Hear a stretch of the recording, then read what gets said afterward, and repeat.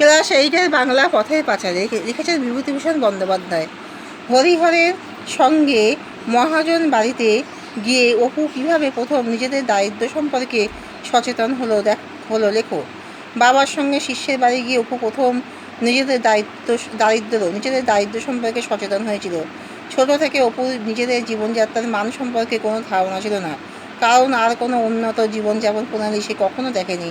বাবার সাথে অপু যখন মহাজনের বাড়িতে গেল, তারপর সেখানকার বধূ যখন অপুকে নিজেদের ঘরে নিয়ে গিয়ে সেখানে সাজানো নানা জিনিস দেখে অপু নিজেদের ঘরে নিয়ে গেল, সেখানে সাজানো নানা জিনিস দেখে অপু অবাক হয়ে গেল। সে বুঝলো এদের জীবনযাপন প্রণালী তাদের থেকে অনেক ভালো। এমন সব বিচিত্র জিনিস যা অপু আগে কখনো দেখেনি। বধূ তারপরে অপুকে এক বাটি ভর্তি করে অনেকখানি মোহনভোগ খেতে দিলেন। অপু মোহনভোগ খেয়ে অবাক হয়ে যায়, কারণ এর আগে কোনোদিন সেই রকম মোহনভোগ আর আবার কিশমিশ দেওয়া ছিল, এত ঘি যে আঙুল দিয়ে ঘি মাখামাখি হয়ে যায়, সেই যখন তার মায়ের কাছে মোহনভোগ খেতে চায়, তখন তাকে তার মা সুজিকে জলে সিদ্ধ করে একটু গুড় মিশিয়ে খেতে দেয়।